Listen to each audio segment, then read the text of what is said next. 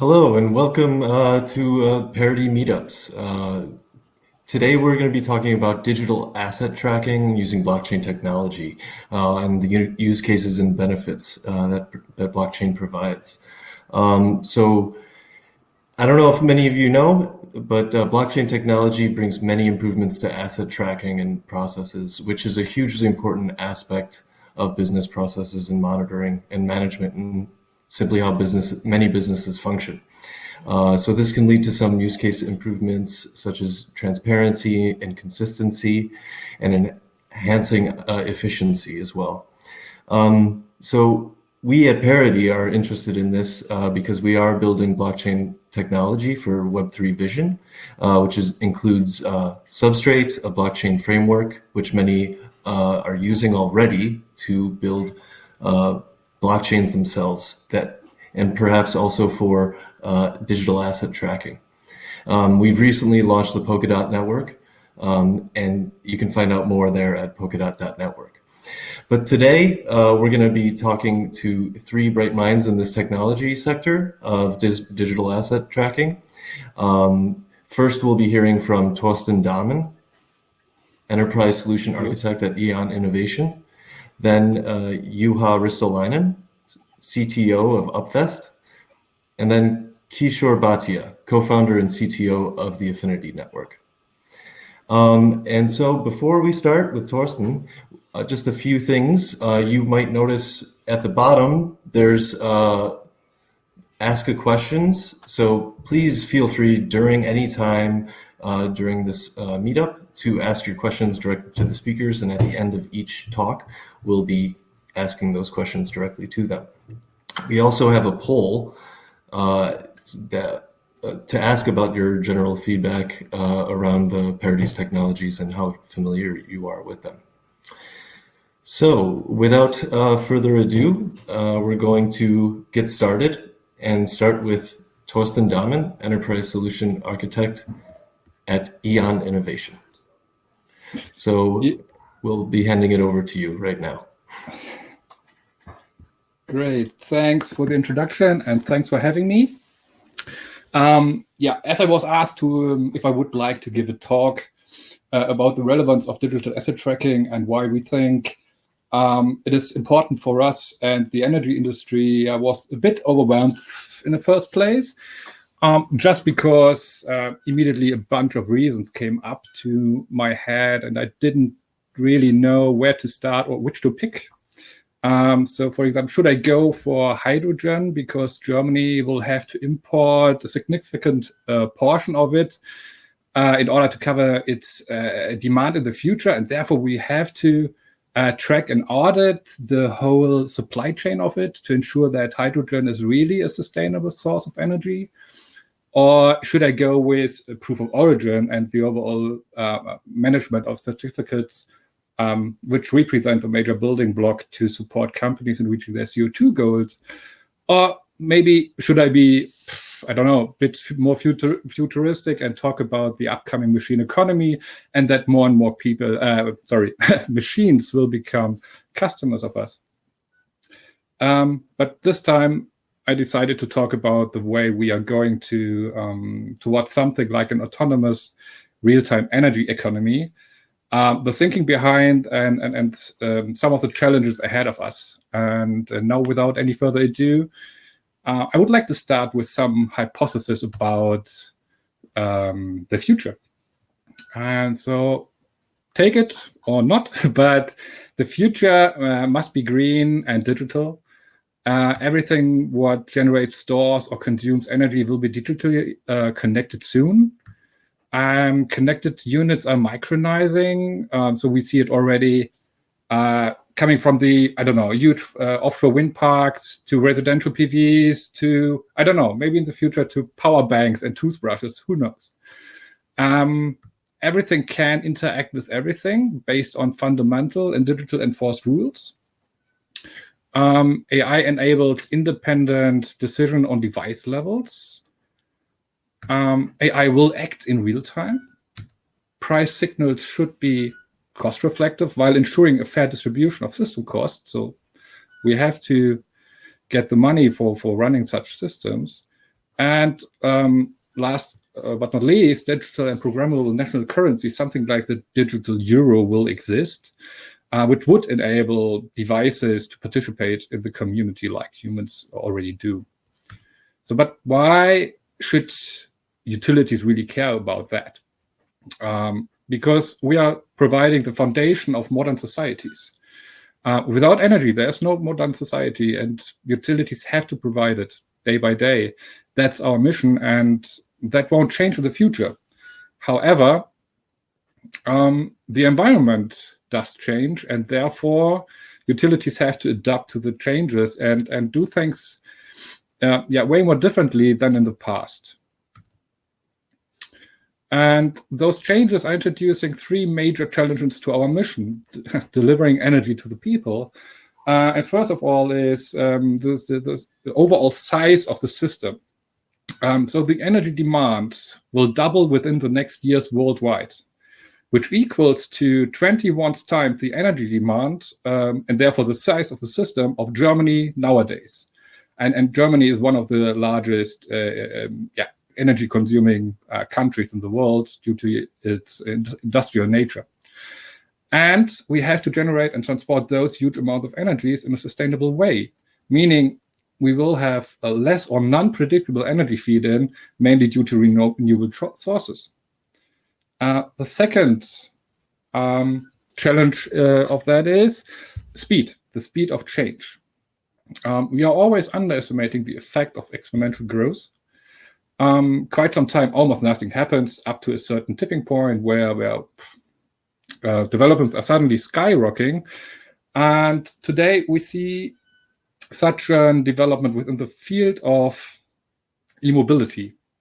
Still, the total number of e-cars is pretty small compared to the number of classic cars. But if you have a closer look to the growth rate of such cars, you will see it is exponential, and it was right from the beginning, and there's no sign that this is going to change soon.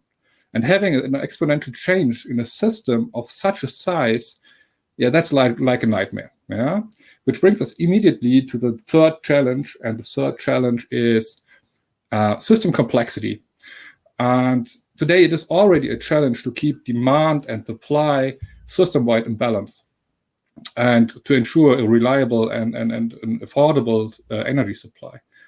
But in order to reach our sustainable goals, we have to electrify way more than just the mobility sector. Actually, we have to electrify almost everything in order to reach the 1.5 degrees global goal of global warming. Meaning we have to put assets in relation which haven't been into relation before. And we have to ensure system compatibility. So we have to master such kind of complexity somehow. Now, now that we have a better idea about the mission and some of the challenges ahead of us, we have to add the present reality to the equation. And this one offers a really low degree of automation, especially within the field of distribution goods, mainly caused by by the blind spots in the infrastructure, which means there's almost no measuring at all, just because it was not necessary in the good old days of top-down and predictable approaches. Meaning we have no clue about the actual production or consumption in real time. But at the same time, most of the new green and volatile energy supply and demand is attached to this section of the grid. And last but not least, we have to deal with the physical constraints. It is just not possible to add as many assets as you want to the grid. It would just lead to an overload of the cables or or other active assets, which then again, wait a second.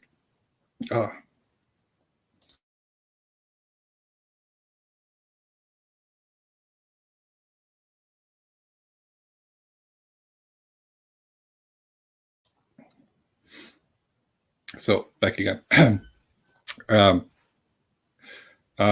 It's just not possible and it would just lead to an overload, and which then again leads to a blackout, and we would have failed in our mission. So what is the actual result of this equation? Simply, it won't work.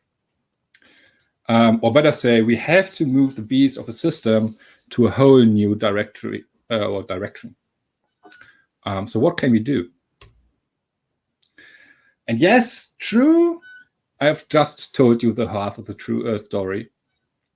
Sure, we are already discussing some sort of fully integrated, digitized energy world, and we take huge and promising efforts to find new management and steering approaches, be it the entire system of a country or even much smaller units like quarters or communities. And the project shown here on the slide, which is an autonomous energy system in Sweden, but, or let us say, and this is great, but that we have to tackle the challenge somehow. We need to learn and can't change the system with a single big bang right now. Yeah. So the good news here is the beast is moving, but still all those approaches are based on the same mindset. All of them are thinking, all of this needs to be steered, controlled somehow from somewhere. And but what if the central energy management proves to be too complex, too slow, too costly, unenforceable, or just losing the customer out of the focus, not able to cope with the exponential increase of the overall system complexity. So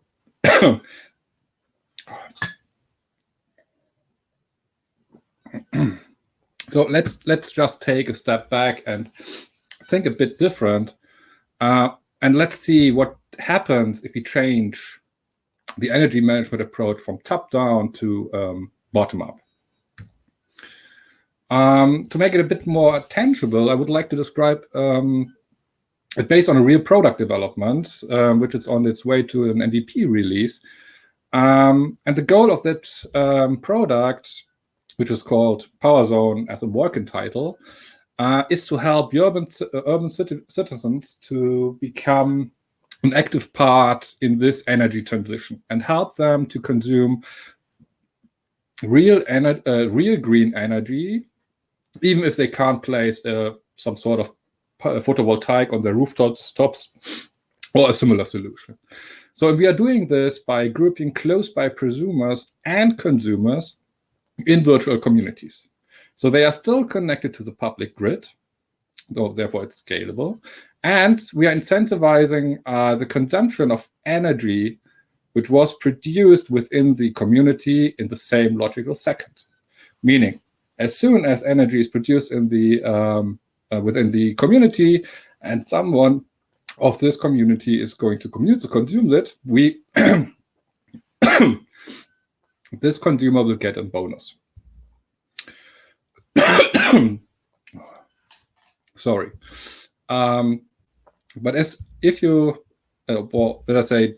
just mentioned, we do have some challenges here. So because this grid is almost blind, so there's no measurement at all. So we have to introduce some new modules to the game.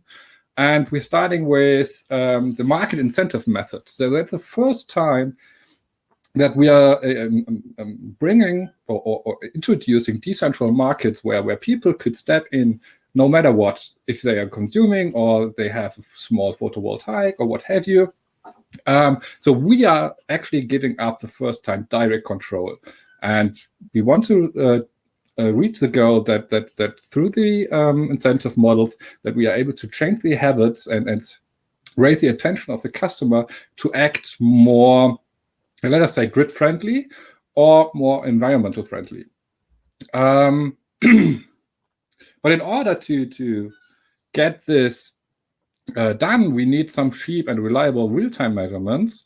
And so now we know, okay, what is the production and consumption in real time, or more or less in real time, but still How do I know that they're not going to fake that or whatever? And how do I know that this energy production was really coming out of this building and was consumed there, and it was actually within this community? So we also need trust and proofs in data beyond it's encrypted, beyond it is encrypted. Yeah. So that's where the blockchain comes in here. So that's the first step. We are using the blockchain to track and trace and validate prove the condition that this incentive is valid or not. Yeah. Well, no, that's of course not the blueprint of an autonomous real-time energy economy, but it lays the first time some sort of foundation for it. Yeah, it addresses some of the major challenges we are currently facing, like getting a near real-time insight in volatile production and consumption, getting verifiable data and IDs of the assets. And we are introducing incentives and market models to the customers, to the masses. We have still a way to go and having some shortcomings. Yeah? For example, that customers are not used to have, or they are used to have simple access to energy. So plug in and that's it. They are not used to deal with markets or incentive models and change. They are also not good or humans are not good in changing behavior, yeah? Especially if the incentive is not reaching a certain sweet spot, which is unfortunately a thing here in that game because the margins are really low within this energy business. Yeah. But however, if we could remove the human factor out of this concept and replace it by some sort of bot representing the customer digitally, we would come a huge step forward to this. Of course, we would have to add some more ingredients to it, like a basic set of rules that ensures the virtual customers are acting meaningful and are supporting the goals of the overall system, and still representing the individual preferences of the human customer. We also have to step behind the meter to harvest even more flexibility and opportunities and micronize the assets even further. And we need some sort of digital marketplaces where devices could find each other and start to interact. And for all this, DLTs and blockchains can be a really well-suited tool for this purpose to define and enforce such rules. and with this, I want to come to an end. So what's the conclusion? The beast is moving, and once it's moving, it's hard to stop. And through the given challenges, sooner or later, we will reach the point where we have to change our current approach massively. And with this, thanks for your attention, and I'm looking forward to your questions. Thank you, Torsten. That was a great talk. We have one question already. That's by Conrad. And he's sometimes we get these kinds of questions a lot where people will ask about the knowledge of other products, which may not be always, it's hard to really get a handle on this entire blockchain ecosystem. There's so much going on. But he says, I don't know if you know about lithium or lithium. I'm not sure how to pronounce it. I know that. Yeah. He's asking, are you guys working together or in competition or some overlap? We also get this question a lot. From a real business perspective, we are some sort of competitors, I would say. Of course, striving for a similar goal. But their approach is different. So what they are doing is they are or compared to the solution I was describing a couple of minutes ago. So what they are doing is they are offering some bioplants or I don't know, huge wind farms somewhere in Germany, for example, and they make some sort of peer-to-peer trade between this wind farm and a customer living somewhere in Germany. Yeah. Which is good. So the customer gets a proof of origin that this energy was produced there. But most likely, the energy will never reach them because it always takes the simplest way. And it will most likely be consumed close to the wind farm and not, I don't know, hundreds of kilometers away, wherever the customer is living. And that's the major difference to our approach, because we say we need local communities, and the production needs to be a certain radius, which shouldn't be bigger than 3 kilometers, even maybe lower. And therefore, it's way more likely. We still cannot prove or guarantee that the energy which was produced there is consumed on the other side of the street, but it's way more likely than if you do it hundreds of kilometers away. Okay, yeah, just real quickly, last point, is that like in general with many of us don't understand like how electricity is transported, or like what's the best rate. It sounds like you're trying to incentivize local, as close as possible, energy consumption from where it was produced. Is that because the transport of energy is very inefficient or wasteful or expensive? Yeah, it is efficient, of course, but it is as soon as the amount of flexible energy feed and demand increases, it's getting harder to manage all this, to keep the system in balance.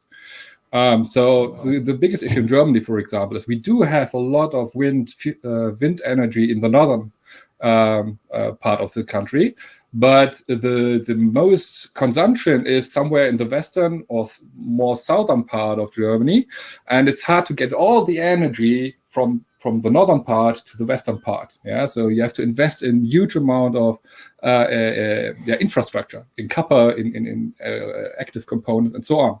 So the idea is, if we are able to manage the demand and supply on a way focused area, the efforts we have to spend into bringing so much energy from somewhere to another place will be lower than they would be if we don't do something. So if we would just place copper under the ground. Okay, yeah, makes sense. Okay, well, thank you so much for your talk. We're going to quickly shift gears and move on. So thank you very much, Torsten. Thank you. Yeah, that was Torsten Dahmen of Eon Innovation. And now joining us is Juha Ristolainen, CTO of Upvest. Take it away. All right, thank you. So yeah, thanks for the intro. So my name is Juha. I'm the CTO of Upvest. We're basically the custody API for tokenized securities. But first, let me give you a brief history on myself. So I'm from Finland originally, but I spent the last 8 years between London and Berlin in different kinds of roles in product engineering and leadership. I joined Upvest now just in June. Moved back to Berlin from London just before Brexit hit properly.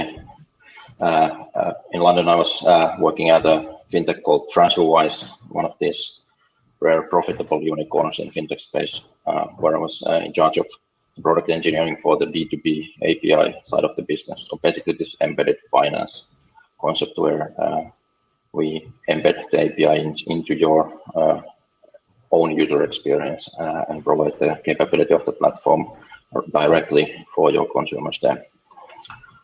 So who are we at Upvest?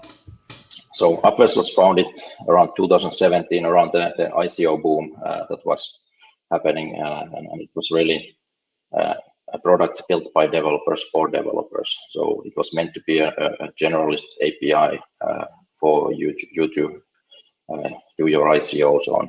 So basically quite a low level technical API product. But obviously the ICO boom passed, and since we've sort of pivoted towards a more mature type of business. So basically we're building a platform to facilitate tokenizing assets on the blockchain. So basically Currently, it's mainly securities, but it could be any kind of asset that you can legally tokenize in the future. We're also a BaFin licensed financial institute, so we have one of the first crypto custody licenses that BaFin has issued. We're about 30 employees, both Berlin and remote. Furthest people we have are in Canada, but mainly Berlin-based. Currently, we have about 100 million euros worth of assets under management, or assets under custody, like we like to call it. We're Berlin-based, and we've raised our A series funding last December with Partech, Notion, and Spring Ventures.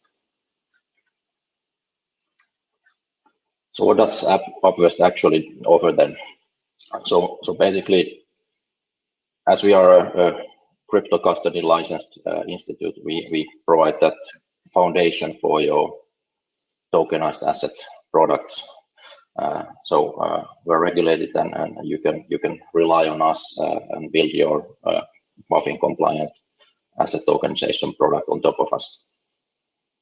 So basically, when we started out, we were working on this non-custodial model. So basically, users had to store their own keys, their wallets, and the recovery kits themselves, and access their API capabilities with them. But now, with the new regulation, as a custodian, we handle all of the key management and wallets for our clients, and facilitate all the transactions on top of those. As part of the regulated custody product as well, we offered all of these required things that you need to do now that you're a regulated entity, for know your customer and anti-money laundering and sanctions checks. So basically, as a regulated entity, we need to know the people that are operating on the platform. This is sort of the bridge between the old financial world and then the sort of blockchain world, where regulation is always catching up, but Germany is sort of leading the way in trying to bring regulation and rules to how you operate in this field, so that it's not a total Wild West. So currently we are building on Ethereum blockchain, but our architecture is quite modular, so we could, if there's a need, integrate other blockchains like Stellar, for example, or even in theory, we've toyed around with the idea of using something like Substrate to build a asset tokenization chain ourselves, and then maybe getting other people on board on that. But that's still sort of in an idea phase. But Substrate is definitely an interesting technology for these kinds of use cases. Makes the barrier of entry so much lower. I mean, I wouldn't even consider starting to write your own blockchain from scratch, but with things like Substrate, who do the bulk of the heavy lifting, all the boilerplate stuff for you, it starts to become a more interesting proposition. So on top of the regulated custody part, that is the core of our product, we have data and reporting tools, obviously, for assets that live on the platform, so that you and feeding back data from the blockchain to you via webhooks and notifications. But for the issuance part, we work with partners, so our clients mostly do their issuance parts themselves. So clients like Exporo, who issue their assets on the platform, or Mycobo, they work with a partner to do that part. That's something we might consider offering in the future, but currently we don't have any plans. And then the final piece is obviously on top of the custody, our APIs allow the trading on these assets. So companies like Exporo, for example, they do primary issuances on the platform, assets live there, but then they also can build their secondary markets for their assets themselves using the API.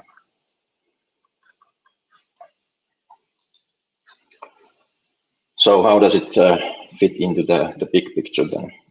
So if you're an asset issuer, asset manager, you want to bring your assets to the modern world, basically. you still need to do all the legal work that's required in the beginning. So file a prospectus, get it approved, and all of that stuff. Then you still work with a partner or a consultancy on figuring out the design of your tokens and how many tokens, how does it map to your underlying asset. Then you work with our partners on getting the actual smart contract stuff built and deployed. You can deploy it through our API or deploy it independently and register it in our platform then. But then once that part is done, you integrate with our API and start to onboard your end users, which is where this regulated KYC and AML stuff starts to kick in. So basically, we work with Puffin approved vendors like ID Now to do your regular KYC. If you signed up for any of these neobanks lately, whose main user interface is a mobile app, you probably have done these video identification calls with them. They take about 2 to 5 minutes to complete with your ID, and then you get a result back that you're verified. So basically, we facilitate all of that process through our API and inform your backend via webhooks what's the process. We also do the necessary sanctions checks and AML checks with another partner called Comply Advantage. And once that process is sort of fully through, the user account for your end user is being created on the platform.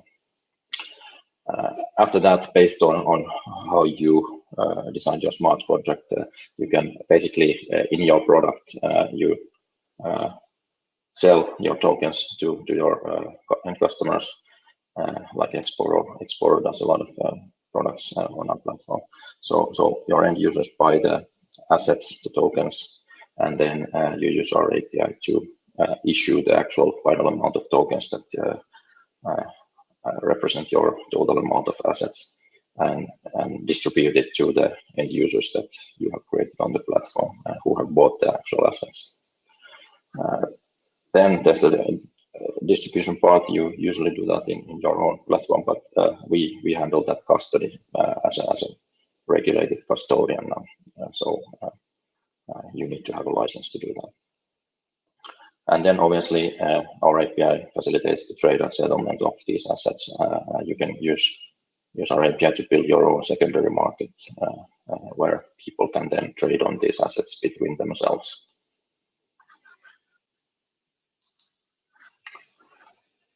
So what's the real USP with Upvest so far is, like I mentioned earlier, we are one of the first ones in Germany to get this crypto custody license to be able to hold custody of your assets, your end users' assets for you. So you don't need to go out and get this expensive and time-consuming license process done yourself. You can work with us, and we've taken care of all of that for you already.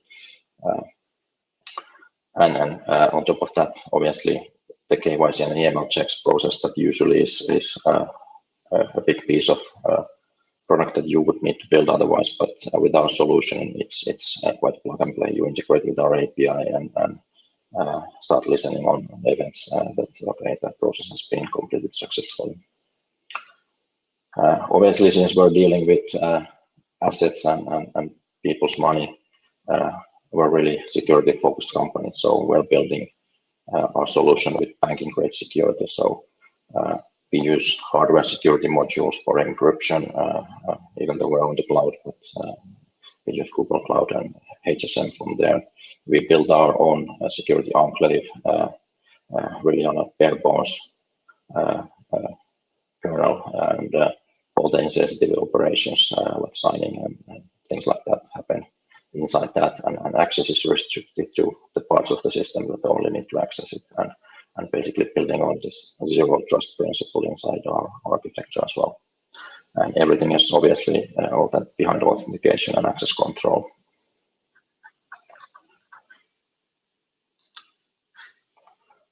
So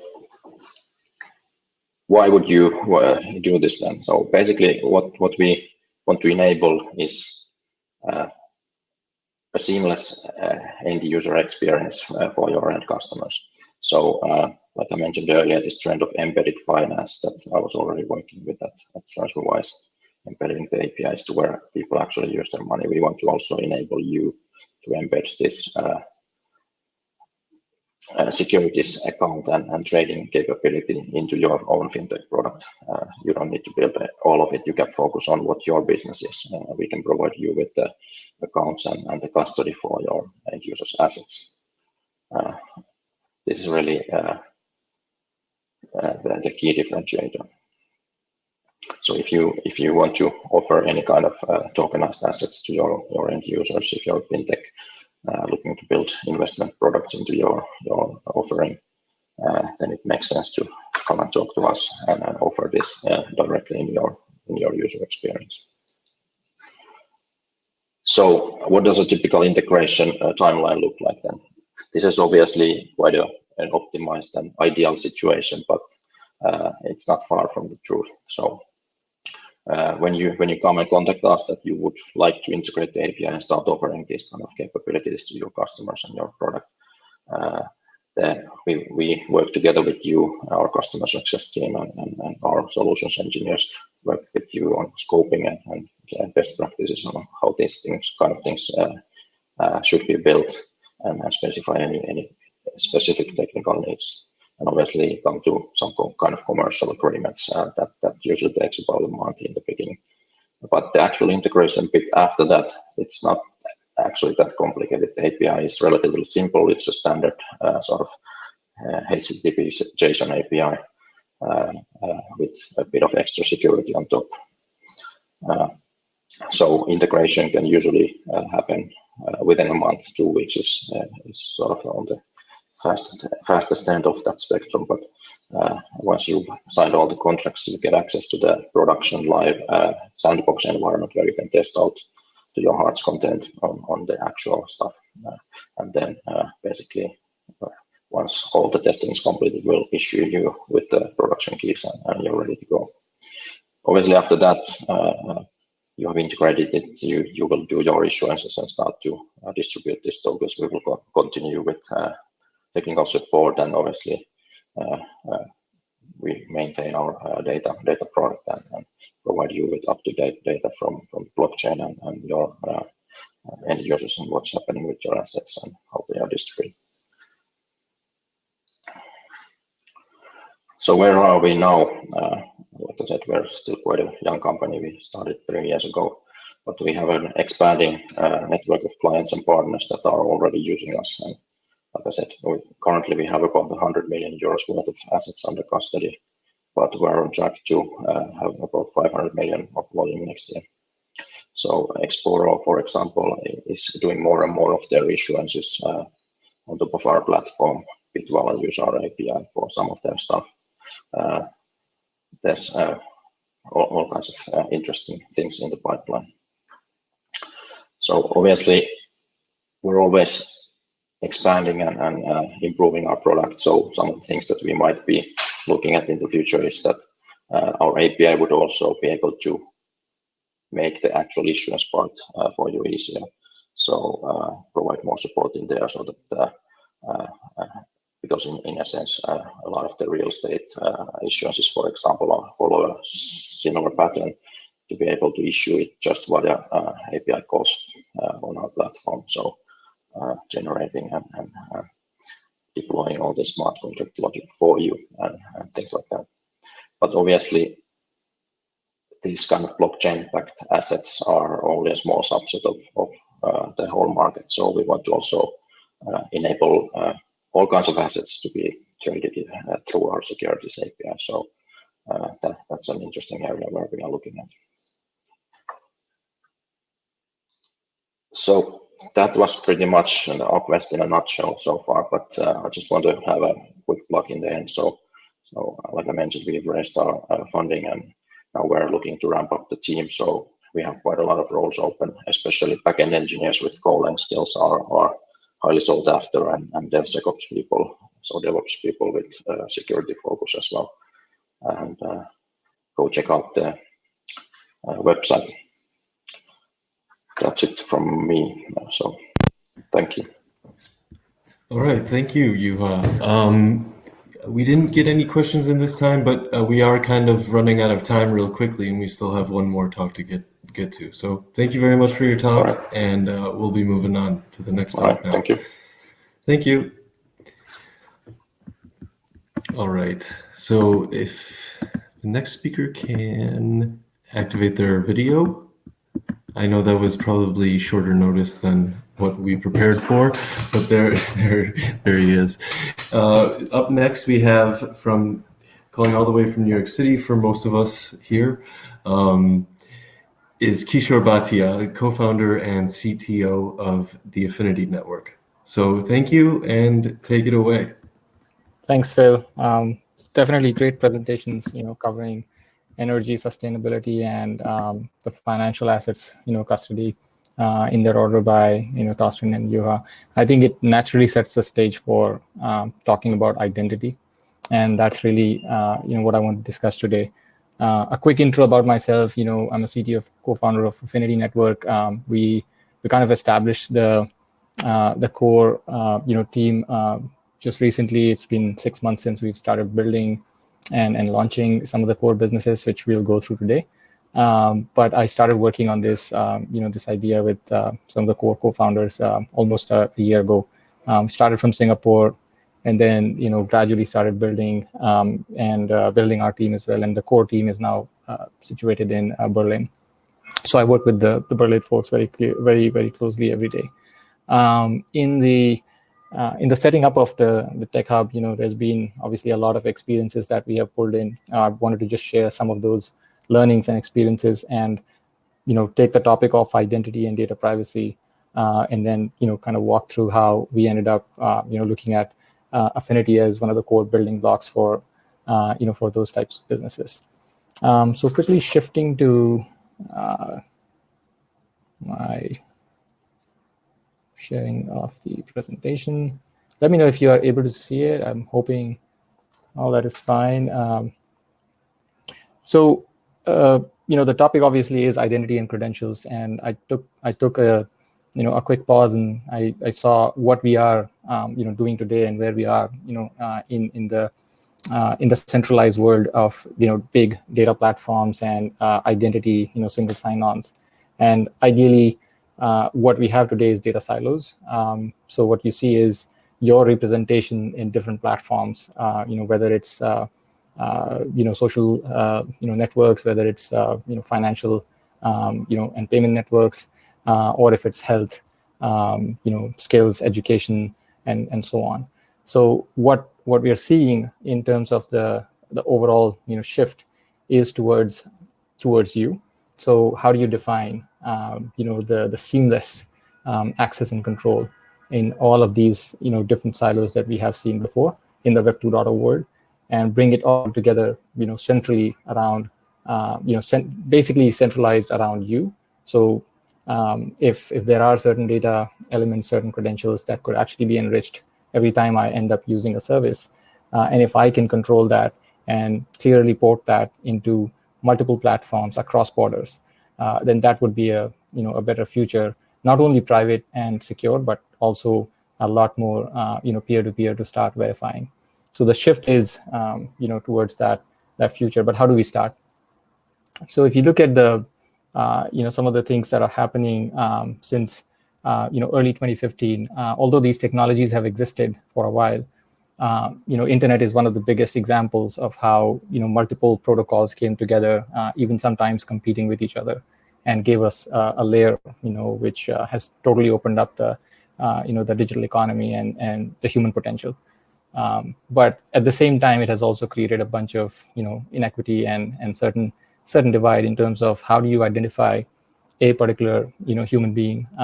Clearly, in today's world, we are seeing humans, bots, services, things all coming together online, and it's not just 5 or 7 billion human beings. It's also a similar number or even more devices and connected services that are coming online. So in certain characteristics, we're seeing that shift where if you go back to some of the recent advancements happening through, say, Solid. Tim Berners-Lee announced this a while ago that the paradigm shift is happening where you want to actually get control over your data, personal or not, in a way that it's stored, it's accessed, and it's managed using consent and using certain linkage that you can control. That then, if you overlay that approach to what we are seeing in the self-sovereign identity world, with certain characteristics, we call it 10 principles around secure, portable, controllable, private identity, and then you apply these technologies, at least that exist today. One of the core that we are talking about, blockchain and digital assets. Then can you devise certain incentives to enable identity creators, identity issuers, identity verifiers, and similarly data creators to be able to issue those certificates or issue those credentials to the real owners or the holders of that identity, which is us. So really, that's exactly the trend that we are capturing in what we are trying to solve in Affinity. And the historic view of that, as I said, very recent history, has been pretty much starting with the launch of certain projects like Sovereign and Solid. Some of the advancements happening in interoperability and portability. The big drive was obviously from regulators like the GDPR happening in European Union, and then California data protection laws happening in US. Similar laws coming up in Asia. And then as you see, going forward, there were privacy-focused steps that have happened. And very recently, almost a year ago, we saw the W3C standardizing the first draft of the verifiable credentials data model. And we'll speak about that in a bit. So that has also led to a lot of momentum in all segments of the incumbent players in data and identity, the startups that are coming up, some of them like us, and then the regulators who are trying to understand the shift in this paradigm and able to see the regulation as well evolve. So Affinity actually started a year ago with that bigger problem of how do we solve for those macro frictions or those macro trends in identity and data privacy in a portable way, but at the same time do it in a way that we solve for the application layer. We solve for the micro use cases in the regions or the markets that we saw the most potential.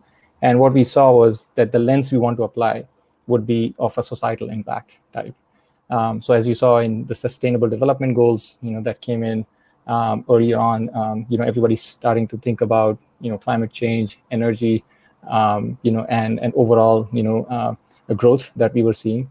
How do we make it so that the underprivileged, underbanked, and the folks who are coming in new to the digital ecosystems can make use of that for individuals as well as small and medium businesses. So we took those two segments as our core customer base, and we started looking at some of those use cases.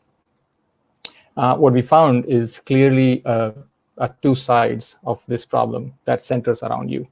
So if you look at the overall ecosystem, it kind of goes with issuers, holders or users, and then the applications on the other side or the services that become the verifiers. At this point in time, we are creating an ecosystem of issuers and verifiers so that the users, the end users, the customers, you could actually get that ownership by way of receiving credentials, requesting credentials, holding those credentials, and then selectively sharing them with applications or services on the other end. So it is a hard problem to solve at scale, and it begins with small use cases that have that ability to become larger platforms. The only difference is those larger platforms, if left by their own, would end up becoming data silos and would end up becoming platforms like Google and Facebook. But if you do it in a way that Affinity could provide those building blocks, and there are business models that apply to issuers being incentivized to issue credentials and verifiers being incentivized to see efficacy of those credentials in real time, as well as efficiencies in and validating and verifying quickly. that would be a good value prop for not just those two stakeholders, but also for the users who actually benefit a whole lot from the privacy and portability aspect of it. So we've launched two businesses. I wanted to make sure that the approach becomes real, and you can actually see how this relates to a trade platform in Southeast Asia that we are working on. It's a B2B marketplace of certain verifiable international traders, buyers and sellers on both sides that can connect users through this trade corridors that we are setting up, and then support their end-to-end trade journey, whether it's discovery or later on finding out the overall communication process, and then portably exchanging the information about KYC, AML, existing delivery quality for their previous trades. And this, when you apply to international suppliers, it just becomes a huge upstream use case for trade and trade discovery. We also learned a lot of lessons on the way. Exactly when we were launching or building our MVP, we were hit by COVID, right? So this was around March when we were looking at certain segments of buyers and sellers in a particular Southeast Asian corridor, and we started seeing how certain segments of export-import were badly impacted, and certain other segments actually came up very quickly. Certain the most important ones related to the protective equipments and the healthcare related exports and imports, and also food. So we started looking at some of those use cases to see how we can put reputable buyers and sellers in connection. The second use case that I want to quickly call out is, again, going back to the societal impact use case, is a very early stage job matching platform for low and medium skilled seasonal workers. So think about this as a temporary worker who goes from their village in an off season where there's no crop or no agriculture or no other thing to do in the village, and goes to larger cities and then looks for skilled medium skilled jobs around handloom or manufacturing or sewing or certain things that would go into factories and stuff.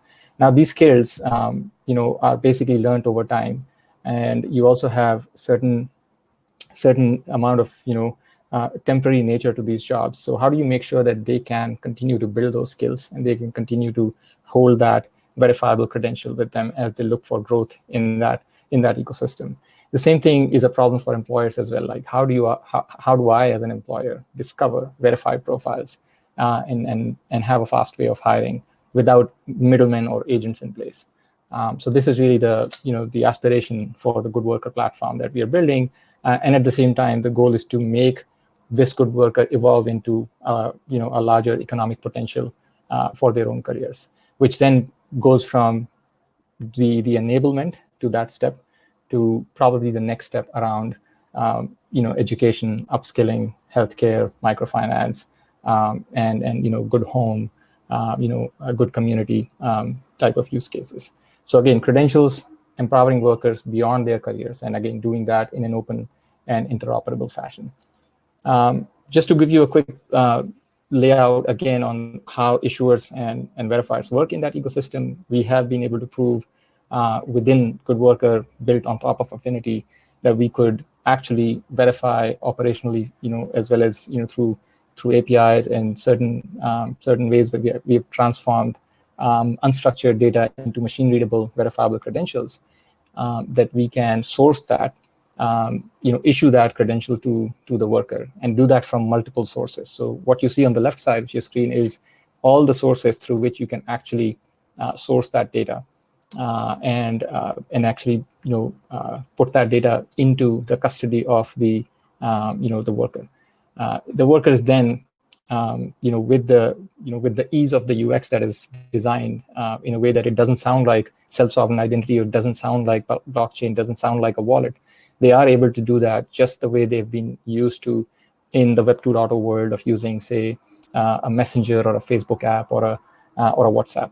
And that's really the beauty of how we're trying to link or bridge the world of Web 2.0 to Web 3.0. So the biggest challenge has been obviously creating these education and skills and personal identity VCs, the verifiable credentials, and creating it in a manner that they are compliant and and interoperable and reusable by others, and not just us in the ecosystem. On the left side, you saw the issuers. On the right side, you saw the verifiers. How does that work, and what exactly is Affinity providing to these use cases? So on the issuing credential side, we're basically working on setting up these schemas at the industry standard level, making sure that we have SDKs and call it packages or appliances that can be used by low tech or early issuers, wherein you don't need too many hours of effort to actually onboard an issuer. And you do that through both appliances that use SDKs, or you do that through APIs.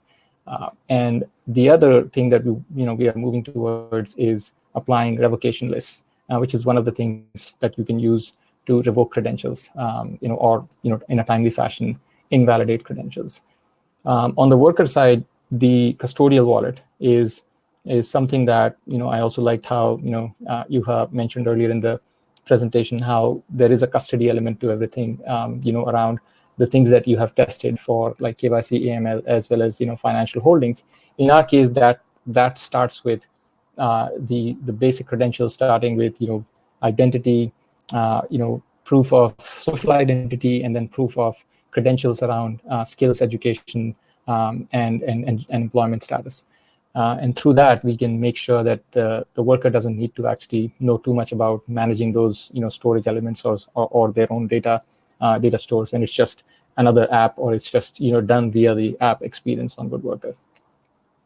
On the verifier side, on an employer side, or beyond employers, even on the microloan officer side, there is easy verification aspects using APIs, so that you can check the validity of the credentials that the worker is sharing, as well as access that information without going back all the way to the source issuers.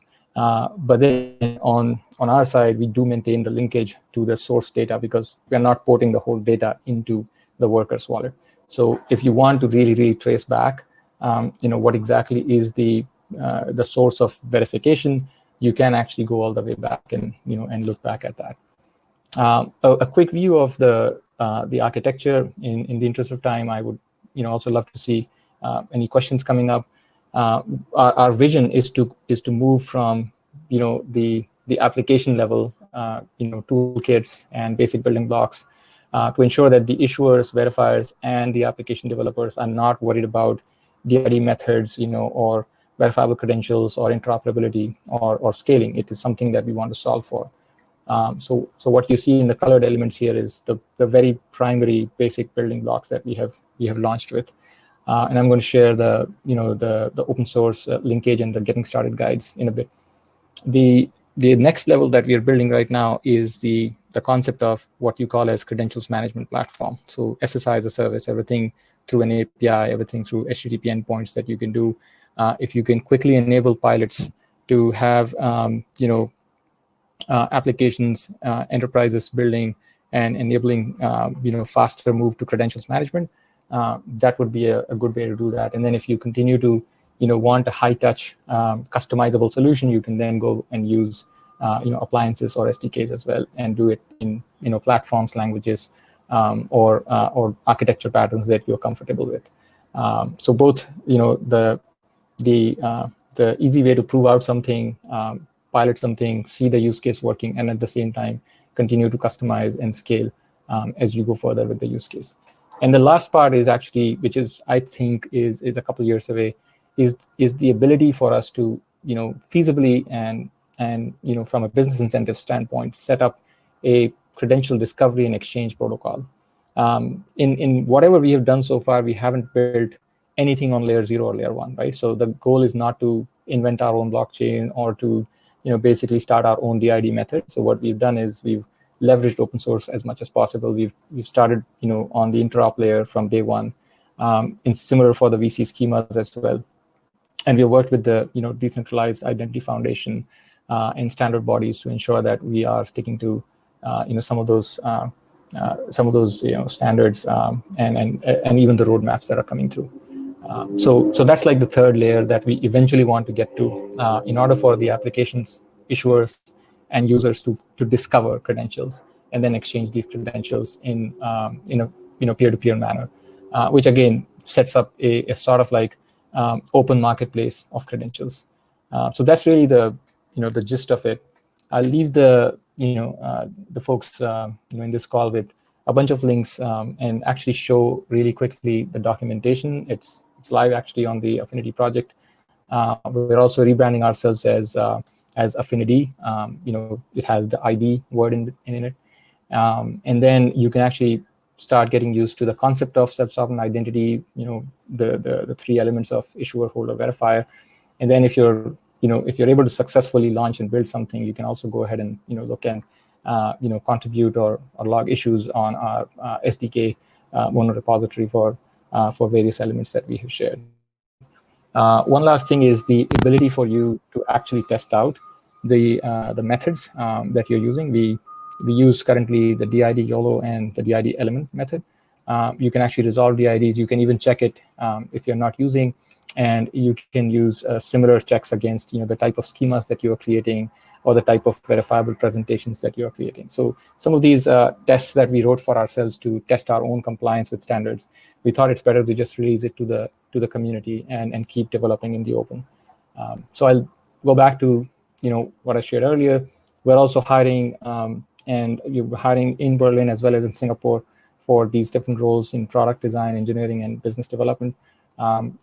Would definitely encourage folks to reach out to me or any of my colleagues. Email here, I'll post it in the chat. And then again, thanks a lot for listening in.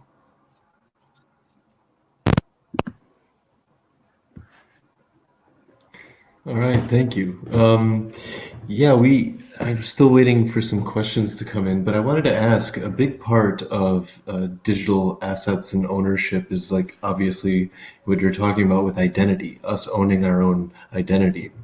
But there's also, it seems from the kind of like this Good Worker project you have, reputation is also a big part of that, regarding the credentials they've built up and previous experience and so on. How does reputation play a part in digital identity? That's a very good question. I think there is an evolution to where we are starting from, to start first with a portable identity, with the global, public ledger layer, and then think about, having the ability to request and receive credentials from both traditional and digital players, but slowly take that beyond the both like centralized silos that we see today with the issuers, and take it to a point where every time I actually do some work or create value in the ecosystem, I can actually receive what we called in our experiments as kudos. Can I actually get that peer-to-peer? Like, can I have other workers vouching for for my soft and hard skills? And that's really where I think, from a reputational element, there is a stickiness to it. There is an evolution to it, and we're looking at how does that ecosystem become peer-to-peer as the Good Worker app or the Good Worker ecosystem becomes like a network effect of more workers and more employers joining in. So before, there was no reputation or no credential issued by the employers in at least the low and medium skills category. If you look at the more professional side of it, like LinkedIn, even there, if you see the endorsements that we do today, we don't put something at stake when we are endorsing somebody.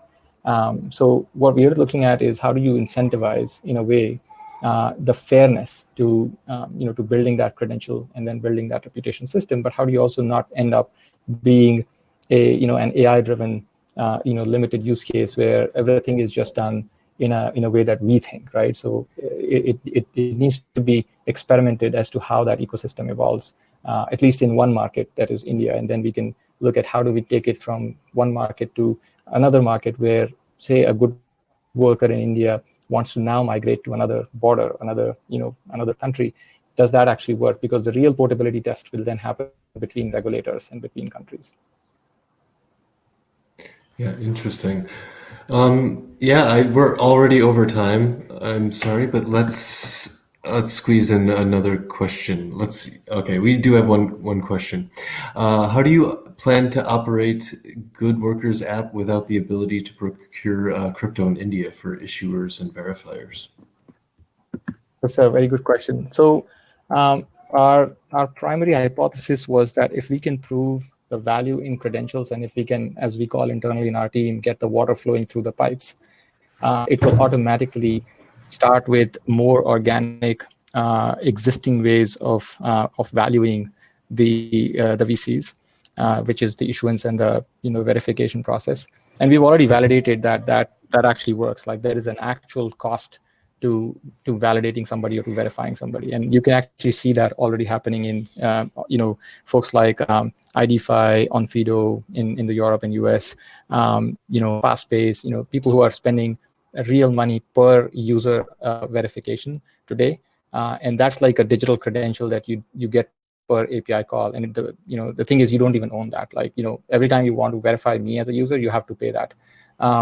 What we are saying is that you can first prove the value in the ecosystem and then digitize that value on top of the existing credential asset.